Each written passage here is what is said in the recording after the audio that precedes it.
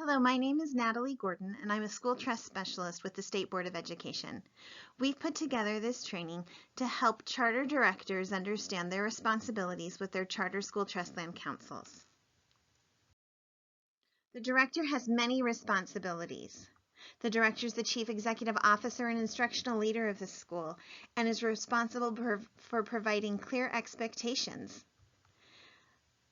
The director is a manager of the school and is expected to assure the legal compliance of school processes and is accountable for fiscal matters. The director encourages participation from students, staff, parents, and the community. And directors are responsible to the governing board and have many specific responsibilities and timelines related to trust land councils, but the director may not act as chair, vice chair, or co-chair. Here's what this really means. You're the CEO of the school. You are responsible for what happens in the school. Schools don't work without stakeholder buy-in. And your council is parent-driven, but you have a responsibility to work with the chair and make it work.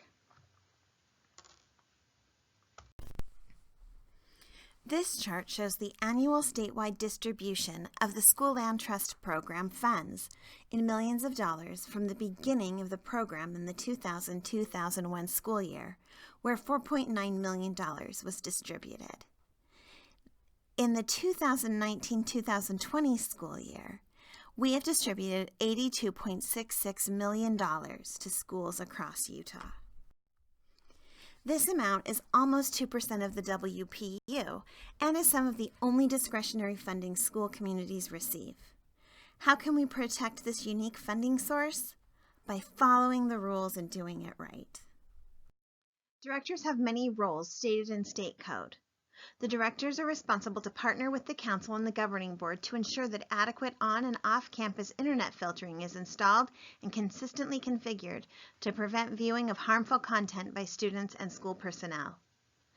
The director also coordinates the discussion of school safety principles with the council and administration.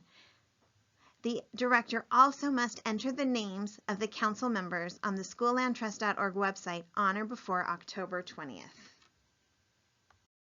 Directors are also required on or before October 20th to post the following information on the school website and in the school office: the proposed council schedule for the year, contact information for each council member, and a summary of the annual report on how the School Land Trust Program money was used to enhance or improve academic excellence at the school. Directors also need to complete the fall and spring reports on schoollandtrust.org. Please remember, the information on your school website and on schoollandtrust.org is public information. Don't put anything on these websites that shouldn't be available on a public website. This includes student-specific data or data that could be used to determine a student's identity. Directors also work with the governing board to develop the school's teacher and student success plan. They should solicit input on developing this plan from the Land Trust Council. A note on this new plan: the council shall select a component of the approved success plan to address within the council's School Land Trust Program budget. Directors are also responsible to provide a signed written assurance that the school is in compliance with the law to establish the council. This includes proper election procedure, the council meeting the 2-parent member majority membership requirements, the School Land Trust Plan, digital citizenship discussion, and safety principles discussion and plan implementation. An important decision for charter governing boards is to decide if they are going to act as the Trust Land Council or if they're going to have an elected Trust Land Council made up of parents and community members. The membership of the Trust Land Council must include a 2-parent or grandparent majority of parents or grandparents that have students currently attending this school. If the governing board meets that requirement, then the governing board may act as the Trust Land Council.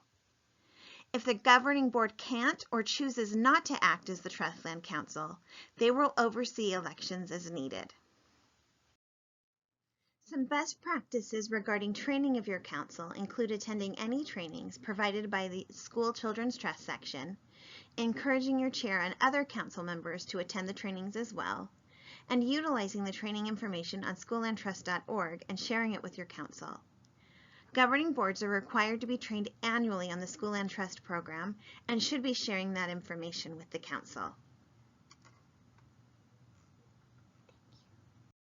Councils have many responsibilities. These include consulting on the teacher and student success plan, creating the School and Trust plan, reviewing digital citizenship in the school, and reviewing safety principles and implementing a plan to encourage safety principles at the school. But remember, the council acts as an advisory committee to the governing board. The governing board is ultimately responsible.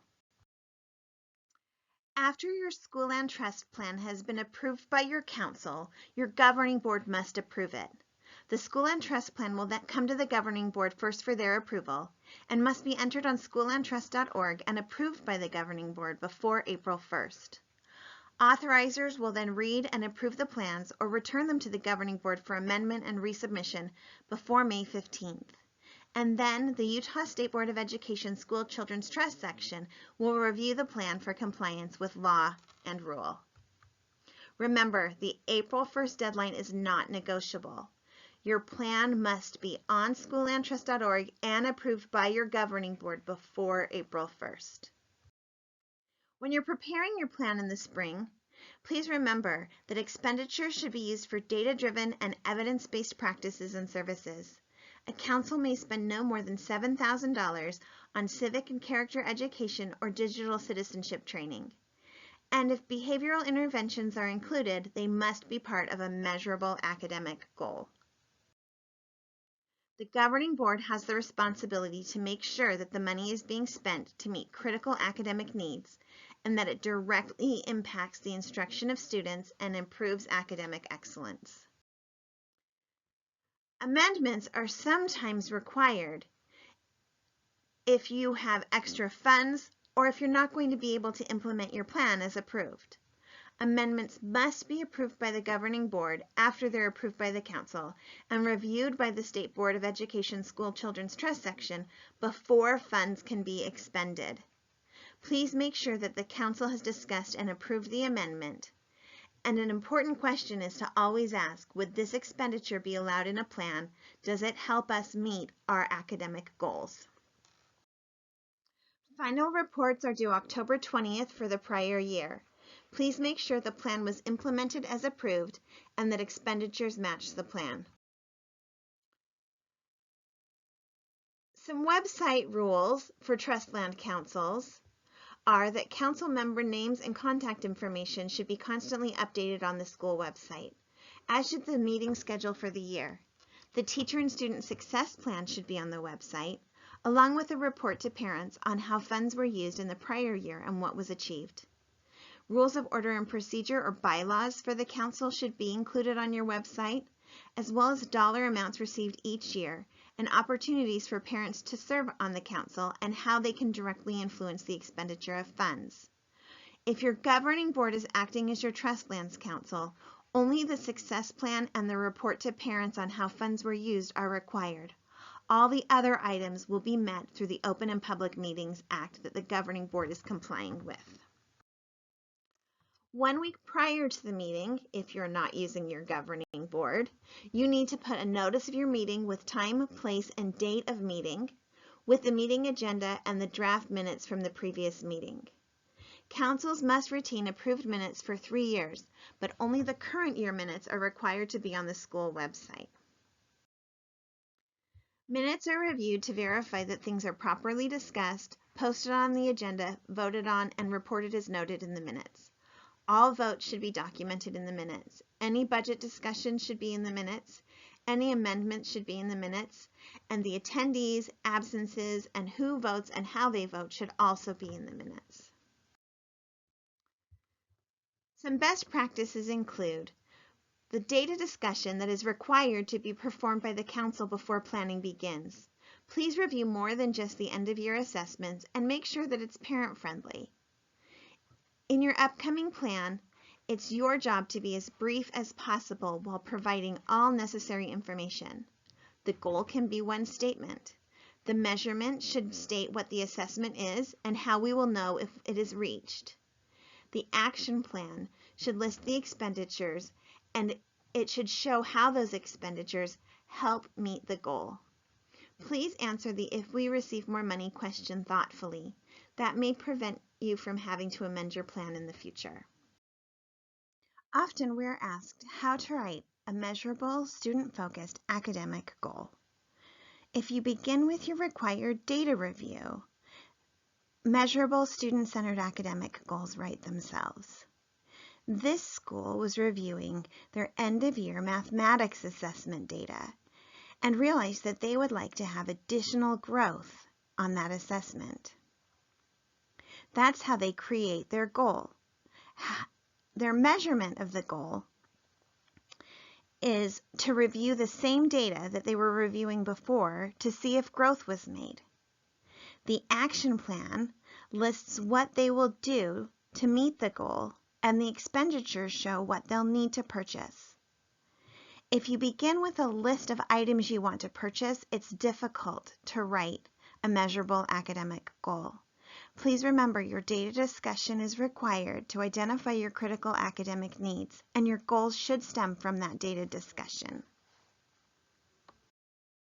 Other best practices include reviewing the land trust plan budget throughout the year and making sure the money is being spent accurately according to the plan. Please be aware of carryover. Any carryover greater than 10% will need to be explained in your final report. And implement the plan as approved or amend it. Other best practices include reviewing the current year implementation with your council. Don't just focus on next year's plan, but focus on the current year plan and how it's being implemented. Also, include in your final report if expenditures were consistent with those outlined in the plan, and if the actions taken led to improved academic performance in areas of critical academic need. Please take the time at the end of the year to review the school's financial expenditures with the business administrator to make sure items purchased with trust land funds are properly coded. Please contact us if you have any questions or concerns about the School Land Trust Program or about your charter school trust land council. Thank you.